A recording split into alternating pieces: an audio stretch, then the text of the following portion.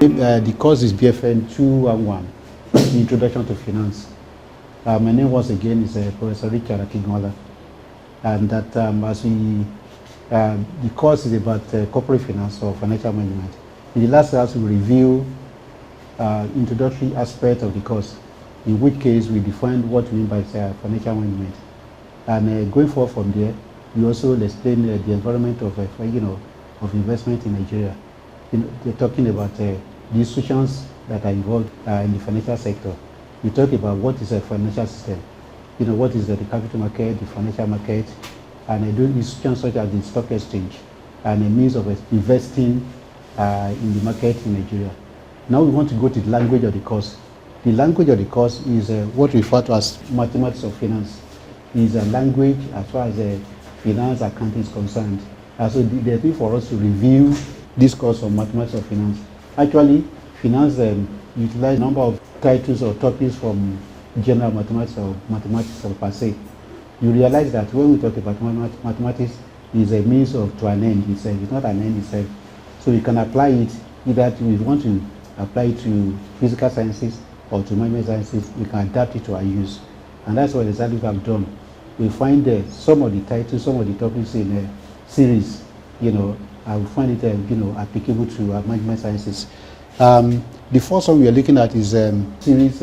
In series, we have what we refer to as mathematics. We have what we refer to as arithmetic progression.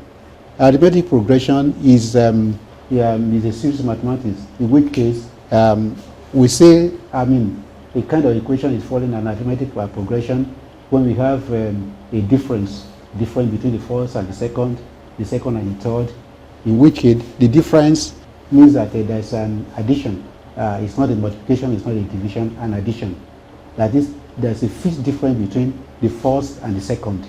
We refer to as the constant difference. Let's assume that you have said that the first term, assuming the first term is A, then the difference between the first and the second, the first and the second will be A, the second one will be A plus D, right? The third one will be what? The third one will be A plus 2D, and the fourth one will be A plus 3D, and so on and so forth. The end is the nth term, the last term. You can see in this progression, we see that the first one being A, and the second one is, like I said, A plus D. Because the D, which is the fifth difference that we're adding to the first number, which is A, is one less than the position of that series. What I mean is the fact that the first one is A, the second one is A plus, if you like, A plus 1D, but we just say A plus D is the second one. You can see that the difference, which is 1, or if you want to take it that way, just you take it that way. The D is just a single D, and that D is one less than the position of that series. And so if you want to find the nth term, that's why you'll find that the nth term therefore will be A plus the nth term will therefore be A plus n minus 1, which is the position of that series. N minus 1, the position is always 1 less than the constant difference. And that's why we find the n times will be A plus n minus 1 into D.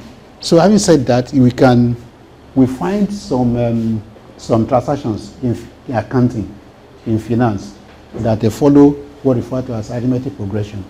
Take for instance, if you rent an apartment, the rental contract provide for you to an annual increment in the rent from the first year, second year, third year, and that annual increment is fixed. Is a fixed amount of money that is that you have to pay over and above what you paid last year. In that case, we find that the payments, the rental payments over time will follow a series, and this series is what we refer to as arithmetic progression. Let's take the first example. A firm rents its premises and the rent agreement provides for a regular annual increment of 2,000 naira. Annual increment of 2,000 naira. If the rent in the first year is known, the A, like I told you earlier, the A, the first series, is A, 10,000 naira. What is the rent in the 10th year? The 10th year is the last year in that series. When we have 10 quantities in the series, the fourth, the second, the third, the fourth, etc. to the 10th. So the 10th, like I said, to get the 10th, all we need to do is to use our formula. So since the position we are interested in is the 10th position, so we apply our formula by saying that the 10th position will be nothing but A subscript n will be equal to n A plus, like I said, the common difference will be 1 less than that position, which means that in this case will be n minus 1, which is 10 minus 1, which is 9d. So you have A plus 9d will assist us in getting what will be the quantity on the 10th series. So the 10th series A into subscript 10, therefore, the first rental payment is 10,000 naira is there anyway. It's 10,000 naira, not just 10,000 naira. And like we said, plus the fixed annual increment. The fixed annual increment is multiplied by, usually by a number that is less than the position.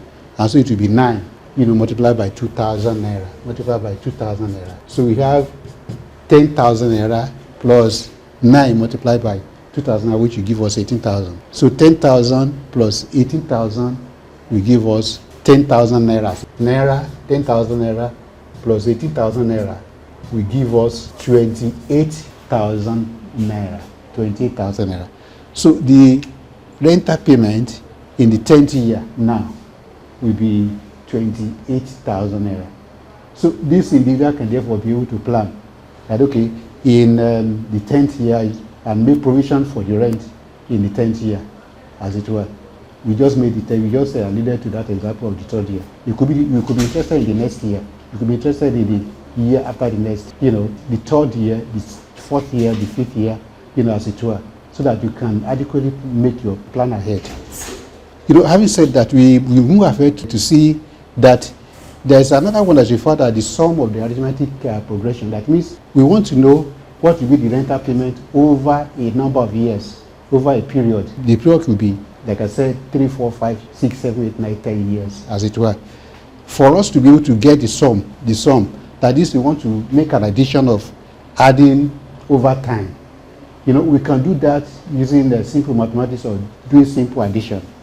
The rental in the first year A, in the second year A plus D, the 3rd year A plus 2D, the 4th year A plus 3D. But that is going to be a lengthy mathematics. If, for instance, you are interested in what will be the sum of, the rental payment over 20 years, for instance, you're going to make addition over 20 periods, So it's a lot of mathematics. So to short circuit that, using this single equation, and therefore slotting in all the variables of the equation, we can get what will be the the sum of the rental payment, using rental payment of the rent as an example. We can see the sum of rental payment over a number of years. And so the sum of arithmetic progression, as we know it in mathematics, we must have done that in our Maths 101, whatever, So we know it to be n into A plus, half into n minus 1 into D. I don't want to bother you. You must have done all of this in our mathematics. I don't want to bother you with a mathematics that get us to this level. There is a mathematics behind it, a logic before we get to this level. But don't let us bother ourselves with that. Let's pick this formula for use, to apply it to our feed. That is the feed of accounting, right? So the sum, this is the sum. So assuming now that we now want to pick an example of getting us what will be the sum over a number of years. As it were to, we could be interested, aside from the sum over a number of years, we could be interested in other quantities. For example, we could be interested in what is the annual difference. Assuming we acquire an asset, and the asset is supposed to be depreciated over a number of years, and we can be interested in some other quantities, aside that means another variable. Like I said earlier, assuming we are interested, for instance, in the depreciation on an asset. Say we acquire a machine, or you acquire a car, or a building, and you are interested in what is going to depreciation over time. We can use this mathematics. We know we have a regular method in accounting of computing the depreciation. I know that, there are 3 methods of doing that. You should know as an accounting student. The sum of the year, the reducing balance method, the straight line method. These are regular methods of doing that in accounting. But of course, we can apply this mathematics to solve the problem.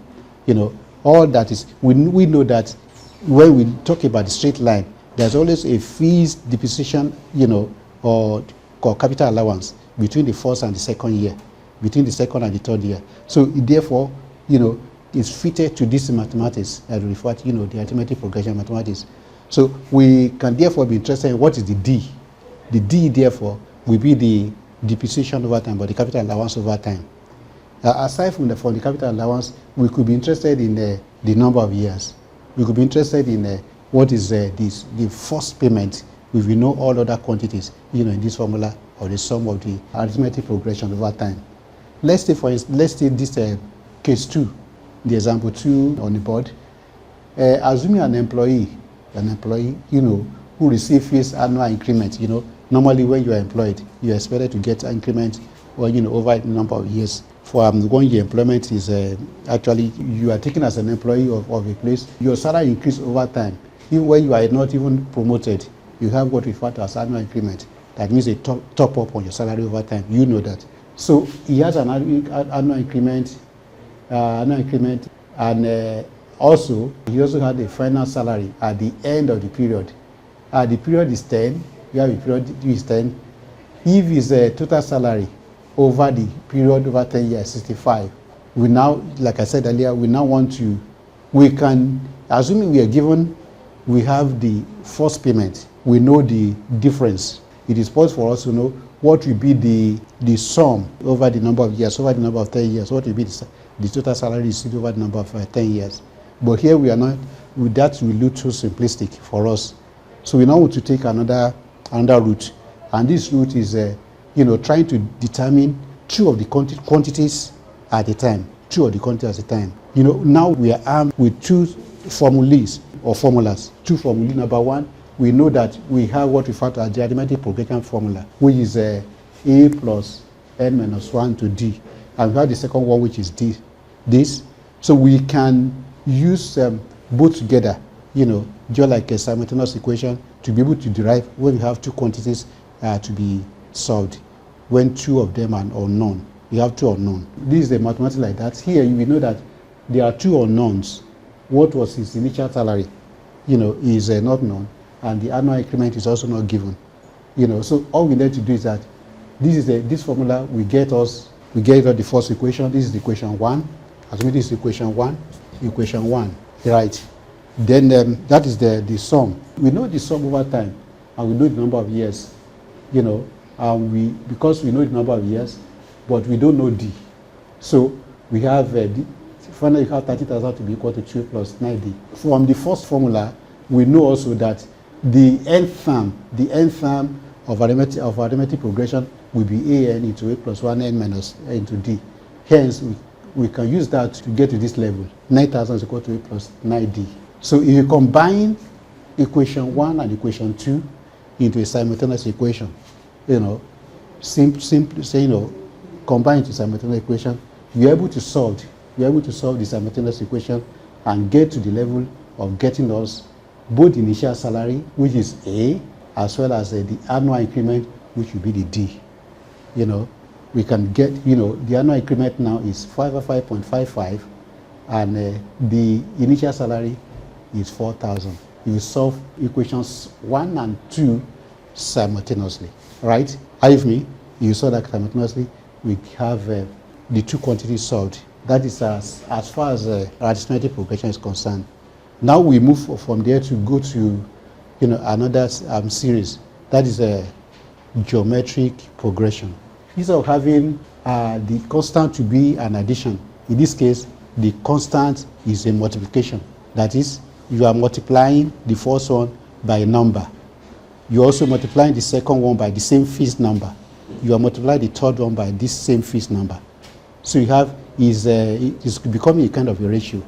A, the first one, the second one, AR, the third one, if you like, AR raised to power 1. If you have AR and AR raised to power 1, you are saying the same thing, The third one, AR raised to power 2. The fourth one, AR raised to power 3. The fifth one, AR raised to power 3. I mean, 4. So you see that, therefore, we can have what will be a particular position on that series. We can have it, which A, and therefore will be equal to A multiplied by the ratio, the common ratio. I mean, that number which we are multiplying the first one And this common ratio is raised to a power that is one less than the position of that series.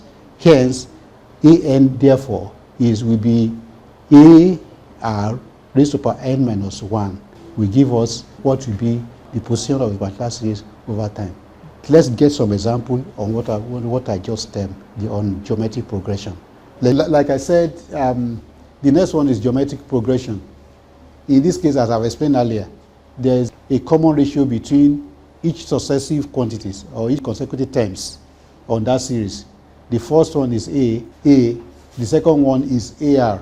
The R is the common ratio, between the quantities on this series or the terms of the series. The next one is AR raised to power 2, and the next one AR raised to power 3, and so on and so forth.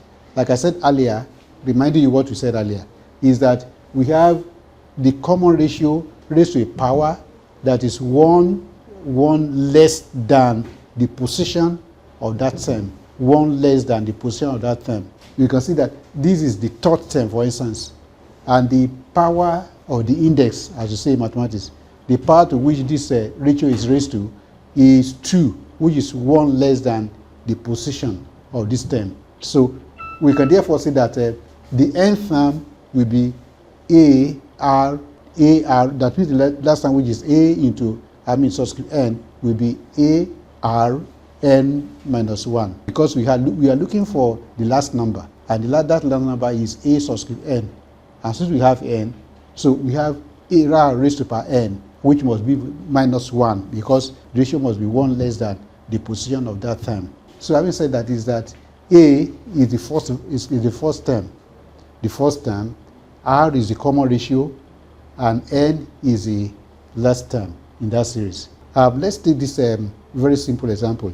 I said earlier that in the case of arithmetic progression, I said we can apply it to accounting. For instance, I alluded to the fact that we know normally how to estimate or how to calculate our depreciation using our normal accounting methods, straight line method, reducing balance, or sum of the digit of the number of years. But however, we can also allude to the use of our mathematics to solve some of the problems, and that this is the application of series in management sciences. We see in this case we have a case of reducing balance instead of the straight line. The straight line method is addition. The addition is we add to each of these or the successive terms is an addition, a fixed addition, and so it fitted so well to arithmetic progression. But in this case, we see in the case of reducing balance, we normally estimate that using our accounting method, using a ratio, right? You find the ratio every year, annually. So the ratio, as you know, the value reduced over time by the time we make a deduction of what will be the capital allowance or the depreciation, as you normally call it. So let's take this example. A building costs 800,000 naira, and it is decided to depreciate it at 10% per annum on the reducing balance method. It were to be a straight line method, we know how to do it. It's a number of years. If you have an asset that is cost 800,000 naira, and the number of years for which that asset to be used is 25 years, all you need to do is to divide your 800,000 by 25. So that will be the capital allowance for each of the years, which is a fixed amount, right? So it's an addition. But in this case, we're going to use the ratio, and the ratio is the 10%. It is the residual value that will give us what is the value of that asset at the end of every subsequent years. So for this one, we have the number of years that is involved is 25 years. There's another slight twist here that we need to understand when we are using this series mathematics in estimation of depreciation. Number one is the fact that we want to get what is the residual value of the asset, and the residual value of the asset at any point in time is usually 1 minus the depreciation at a point in time. If we are depreciating an asset, say that depreciation rate is 0.6, then the residual value will be what? The residual value will be 1 minus 0.6, which will give us 0.4, which will be the residual value of that asset in any given year. So that is why we have our common ratio. Therefore, if we want to use that mathematics to adapt it to be able to solve our reducing balance method of depreciation, we therefore say that our R therefore will be equal to 1 minus D. That is the ratio. Because we are interested in what is the residual value of the asset, at a point in time, as we depreciate that asset. That means as we deduct the capital allowance over time. Of course, there's another slight adjustment that we need to do, and that is the fact that the N here is, the number of years is 25 years, but here you see we are saying it is 26. How do we arrive at 26? We arrive at 26 because of the fact that depreciation is not done at the beginning of the year. It's usually done at the end of the year, which means that for us to be able to cover 25 deductions, it means that we must go an extra mile of going to the 26th year. And that's how we have 26 to be the N, which is equal to N plus 1, right? Because normally, depreciation is not done at the beginning of the year. It's at the end of the year. And the end of the year is as good as the beginning of the second year. You understand? Which means that almost a year is lost in the estimation of the value of that asset. And we will not have done justice to that question or done justice to ourselves when we are estimating the value of an asset at a point in time. So we need to track, the whole value that is involved. Therefore, we need to add that one so that we make it 26. I think we understand that. So having said that, is that now, like we said, we can therefore be able to estimate what is the value of the asset at the end of the 25th year by using our normal formula, right? The formula of, A subscript N is equal to AR into N minus 1. And that will give us 800,000, which is what? Which is the cost of the asset. The asset is purchased at the beginning of year 1. And so that is the first value. That is the first term, A. So that is 800,000. And we have 1 minus D, which is our normal R. We are now using our own substitute for the R, for the normal mathematics R. 1 minus depreciation rate, which is given here as what? As 10%. It's given in this question as 10%, remember? So this 1 minus D into, we know how we got 26. We have explained that earlier. So use that formula, which means that to get the 25th position, therefore, like I explained earlier, because we are interested in the 25th position, 25th position will be 26 minus 1. We get the whole value of the asset, right? So we have this equation, therefore, to be solved. You have this equation to be solved. So solving this equation, you can use any mathematical method that you know. But the most the circuit method, that we can use is going via the logarithm. If you use the logarithm, you can get it, quicker than using any other method. But of course, if you have your scientific calculator, you can go from here and just slot in your 1 plus t here, which will give us 1 minus 10%, which is 0.90, which is about 25. We give you the value, from your scientific calculator. You will not need to go via all this, but you need to do, the calculation yourself. You can either go via the logarithm or use any other method to get, what will be the value, So that is the mathematics behind that. So having said that is the fact that we now have to look at the next one, which is the sum now. In this case, we are taking the first savings to be 5 rather than 10, really. So all to the 30th term, right? The first is 5, the second will be 10, that is 5 times 2 will be 10, 10 times 2 will be 20. You see the same logic, still following the same logic, right? But I think there's a little abstraction from the question here. The first month is 5. That is what this structure is telling us, rather than 10. The second will be 10, and the third will be 20, and so on and so forth. That's what this structure is telling, it's giving us. And that's why you have A to be 5. You'll be expecting that if it is strictly what we have here, it will be 20. That one is what we refer to as sum of geometric progression. Aside from the geometric progression itself and determination of the nth term, as you have said, the nth term can be determined by using the formula, the earlier formula that I gave you. And we have done that, we've taken an example. Now the sum, it is sum of the terms of a geometric progression over a number of years, say a number of period. a term line, right? And that, like we said, you still follow the same process. There's the first term, and there's a common ratio, which is differentiating one term from the other. The first one A, the second one A minus 1. And like we said, the nth term will be A multiplied by R raised to power n minus 1, because the ratio is actually 1 less than the position of that term. Having been able to understand that, we can therefore do a sum, the sum of a geometric progression over time. What you do can be very simple. You can do it, arithmetically. Arithmetically, assuming you have just very few terms involved, say 5 terms. In this case, let's take the case of this example. You have 5 terms involved, or let's say even simply 4 terms. The first one is 5. The second one will be 10. The third one will be 20. The fourth one will be what? We know the ratio to be 2. Now the ratio will be 2. So the fourth one we can just know by automatically that should be 40. 20 multiplied by 2 will be 40. So we can do the addition. 5 plus 10, 15. 15 plus 20 will give us what? 35.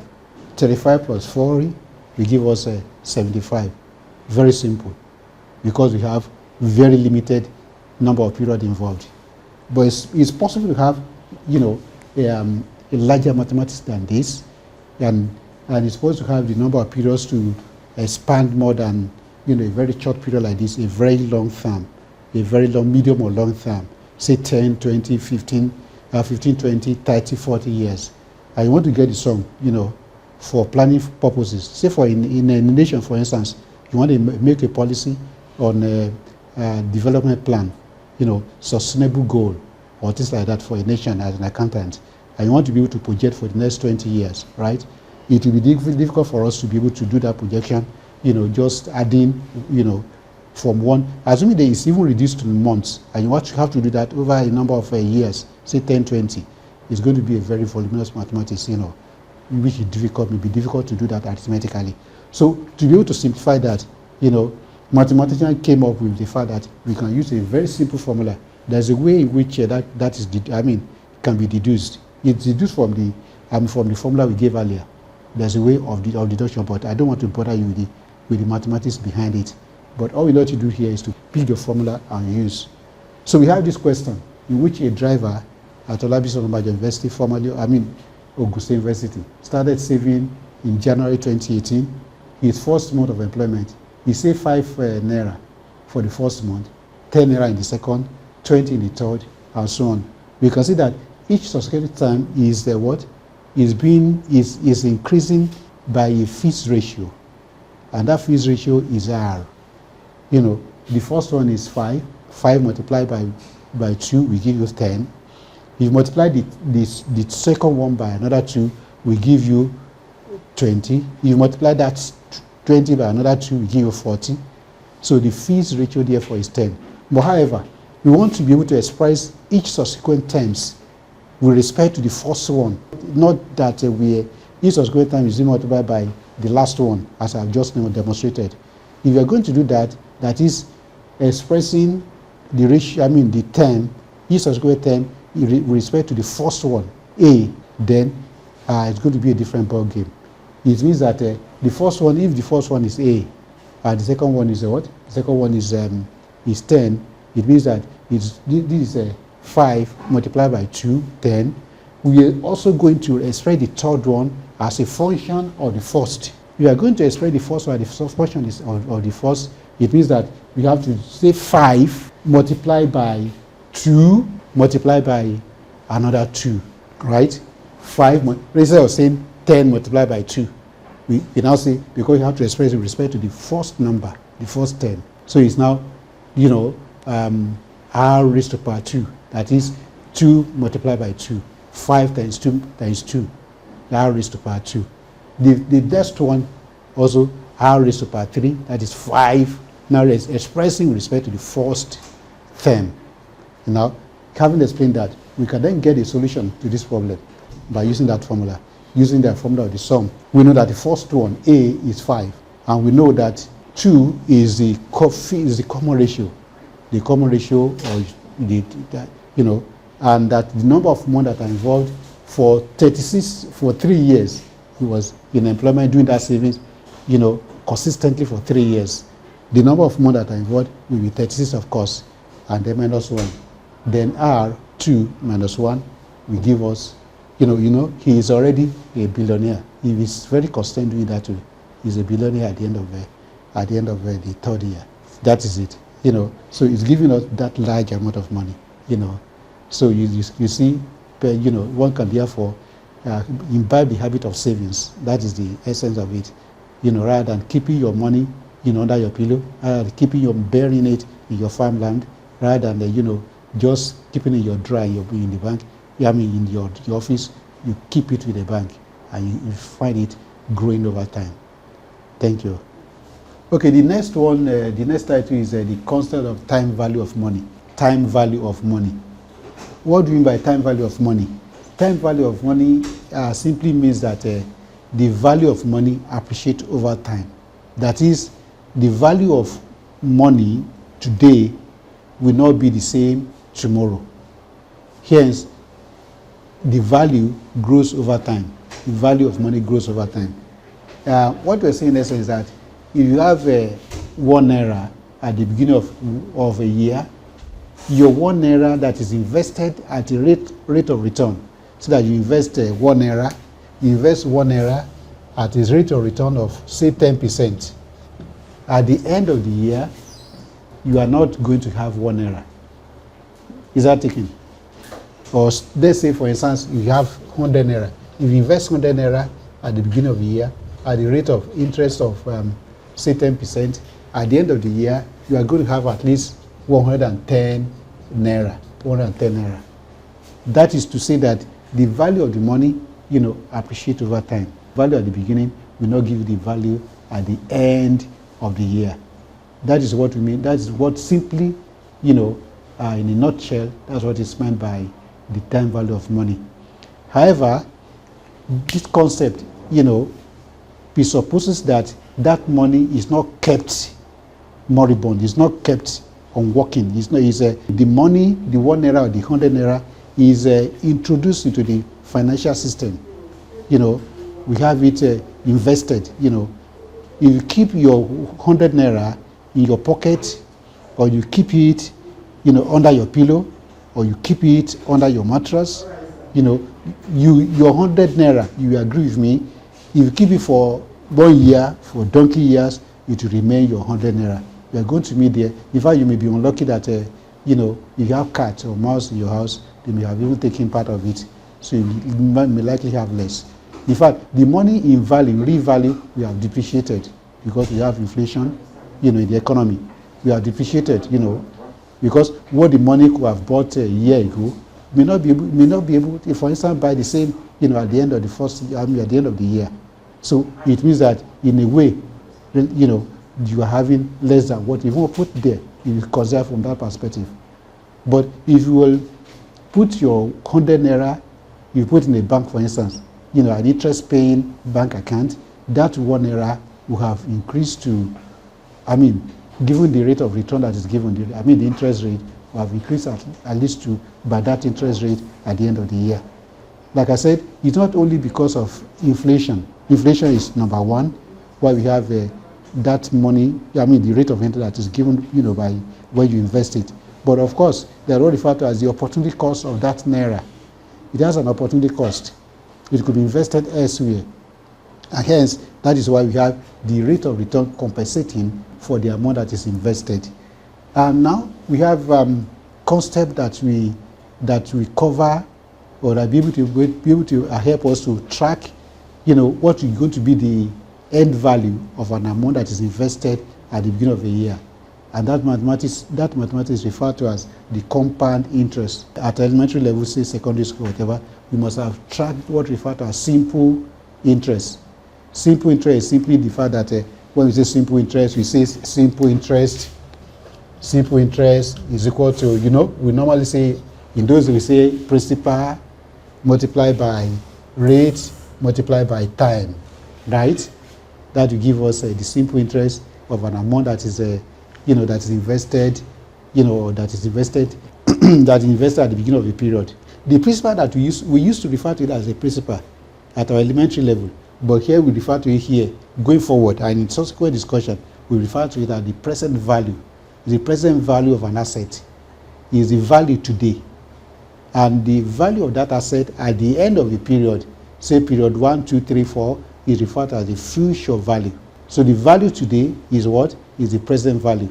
We no longer refer to it as a principal, as you used to call it. You know, the amount that is invested now is the present value of that asset, the present value of the money. You know, so we have it's invested at the rate of return R, or interest rate R, and the time that is involved is T. Normally, simple interest will not is not able to estimate, you know, or track investment that is beyond 1 year. It's limited by that. That is the main disadvantage of simple interest. You can only track interest, you know, on investment made at the beginning of the year for only 1 year. It cannot go beyond 1 year. You can do less than 1 year. And that's why you have the T here. You can do a 3/4 of a year. You can do, you know, half of a year or 1/4 of a year, right? And that's why you have the T there, or a number of days of a year, and things like that. You know, in that you will see that it is the principal times the rate times the number of days over 365. Say when the time involved is less than a year, right? Say 360 days, for instance, 360 over 365.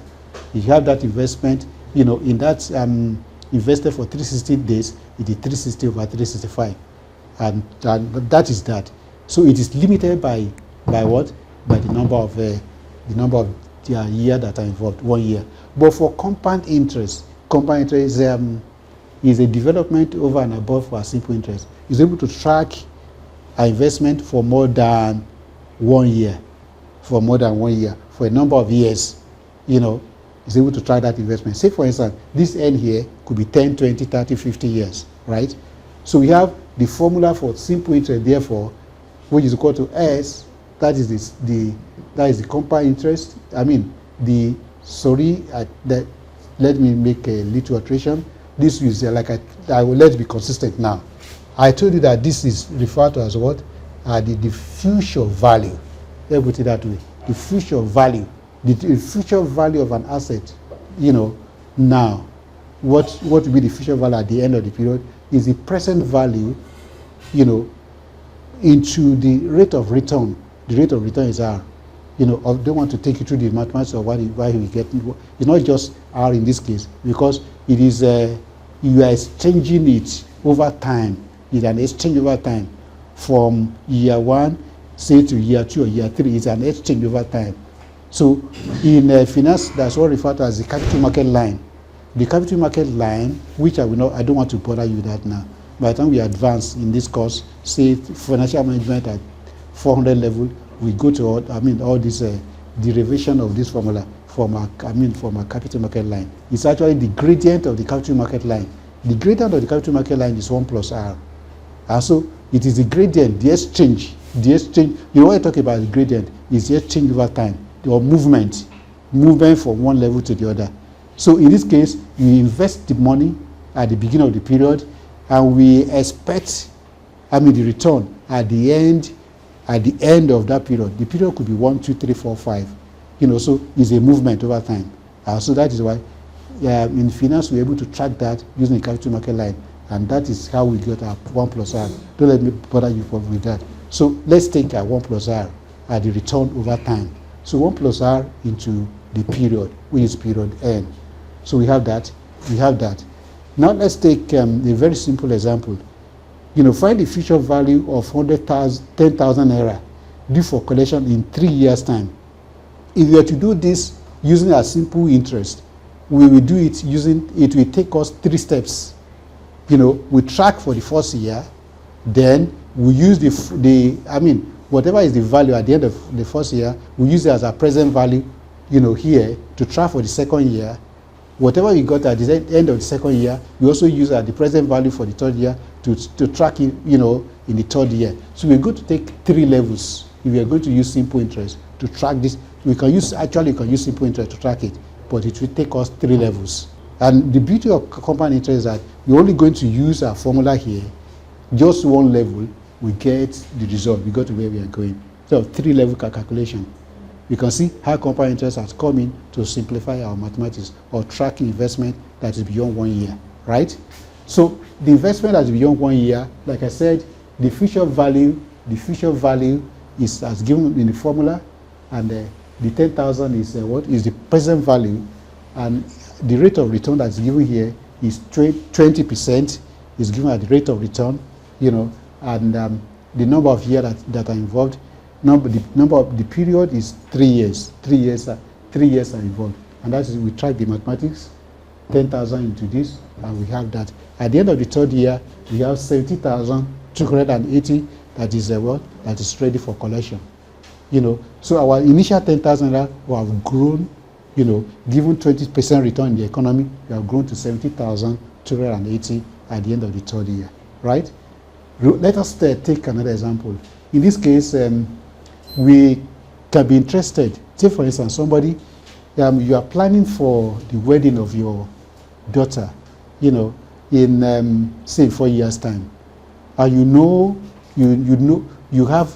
want to have an idea of how much you are to invest now, or you have an idea of how much it will cost you, the wedding, how much it will cost you in 4 years' time, and you know what you have in the pocket now. You can be interested in determining what will be the rate, the asking rate, that will be the rate of return. What will be the asking rate, the rate of return that you are going to get from your bank? You are an investor now. You want to invest that money, but you are interested in being able to reach a very particular target. Get into that target, you can then ask for a rate of return. We can use this mathematics to solve that problem. It will give you what, if you make a lump sum. What is the lump sum? That means you are making the payment once. When we get to, what we refer to as the compound, the annuity. The annuity is more than, that's a development over this, that's the beauty of mathematics of finance. That will get us where you can make addition to your initial investment. But here is a lump sum. It's investment that is made once and for all. So for investment that is lump sum, we can use this mathematics to track what will be your asking rate to be able to get to your budget, what you plan to have at the end of the period. So you can see how we have tracked it. We'll be able to establish that if you invest your 10,000 naira at a rate of return of 50%, that you will get the 50,000 naira ready for, for the purchase of a car, for the purchase of a computer, or for the purchase of, or for a particular ceremony that you want to host in 4 years' time. Sorry. So that is that. However, it is here we are using an annual interest rate. It is possible the kind of interest rate that is given in the economy is less than a year.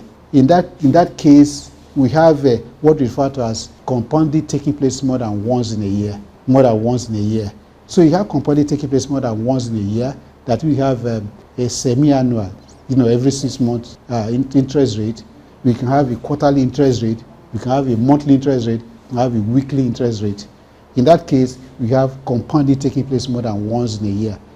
There will be need for us to therefore modify our formula slightly. A slight modification of the formula will give us that the future value the future value here will remain the present value, like I told you, the present value into the interest expanded by the interest. But this interest, the R that we formally gave in the earlier interest is the annual interest, will be shrinked by what? By the number of compounding period in a year. Say, for instance, if it is monthly, the number of compounding period will be what? Will be 12 in a year. So it means that we are going to shrink the interest rate by 12, the annual interest rate by 12, right? But we are going to expand the period. The period N is expanded by the number of compounding times in a year. If you have 1 year, then 1 year we multiply by 12 because we're going to get interest 12 times in a year. If it's 3 years, you're going to get 36 because you're going to get interest 36 times within within 3 years. So N will be what? We multiply by the number of compounding times in a year. That's how we derive the formula. P into 1 plus R, divided by M, everything into R, multiplied by M. And instance is, let's do that example. The case 37. Find the future value of 100,000 invested for 5 years at an interest rate of 8%, payable quarterly. What is the meaning of that? it means that interest will be paid every three months. Yeah, interest will be, if interest is paid every 3 months, how many times is interest going to be paid in a year? It's going to be paid for 4 times in a year. So hence what we do is that we shrink our formula, the annual formula that is given, we shrink it by 4, and we expand the period by 4. So that's where 0.08, divided by 4 will give us 0.02, and we expand the period. Like I said, the period now is good. Within 5 years, we are going to get interest paid on on that investment 20 times. That's why you have that's raised to power 20. So if you have this, therefore, we have 1.2, raised to power 20, right? 1.2 raised to power 20 will give us this, and we have, this, the future value to be what we have here, 148.59, about 148,590 naira at the end of the period. Mind you, this is naira. This is naira. Mind you, all this is naira. The last one under this time value thing, at least as far as the compound is concerned, is what we refer to as continuous compounding. In the case of continuous compounding, the continuous compounding is a case in which we have interest rate payment taking place as many times as possible within a year, as many times as possible. You can just envisage interest rate being paid every day. We can get a kind of an investment, say you invest your money with the World Bank, whereby interest is being paid perhaps every hour. Are you getting it? Especially in this modern climate, you can get interest paid every minute. So in that case, it's going to be a very large mathematics, which our earlier formula may not be able to track. I get it. Even with, with your computer, you may find it difficult tracking interest being paid every hour for a number of years. What do you do then? What you do is we have our formula also slightly adjusted. We adjust the formula by looking at what referred to as what? The future value now. Let's be consistent. The future value now will be equal to the present value multiplied by, an exponential function taking care of this large number of figure that is involved, that is paying interest as many times as possible within a year, which is the exponential function is taking care of that mathematically, raised to the power of the rate of return multiplied by the number of years, and that will give us the new formula of the future value is equal to P/E raised to power Rn. Just use your exponential function. We have a number for the exponential function. It's given. In mathematics, it's given. It's 2.71828. It's given. So you don't need to crack your brain. Just know this figure. You have that figure. We can therefore track an investment that is enjoying, continuous compounding. Compounding taking place as many times as possible within a year. We have a money deposit in an account, 18,000 naira, and at an interest of 8%, continuous compounded for 10 years, we give us this 48,929 4 kobo at the end of the what? At the end of the 10th year at 10%. 0.0 is the interest rate. The number of years is 10 Rn, and this is our exponential function, and this is the present value of that investment. We give 40,929 4 kobo, and that is as far as continuous compound is concerned. The other one is what we refer to as annuity. Annuity. In the case of annuity, which is the remaining two concept before we end up compounding. Okay. Is it 2? Okay, 3. Let me say 3. We have compounding, which is annuity, ordinary annuity. We have what we refer to as ordinary annuity, and what we refer to as annuity due. Ordinary annuity, annuity due and ordinary annuity. The third one is what we refer to as the sinking fund. Sinking fund is the third concept. Annuity is different. It's a slightly different from what we have under this straightforward compounding. In the case of straightforward compounding, you have the investment is made once at the beginning of the period. We refer to it as a lump sum. You made a lump sum investment at the beginning of the period, and you harvest, the return plus the present value of that asset at the end of the period. So we have what referred to as, we have what referred to as what? We have what referred to as annuity.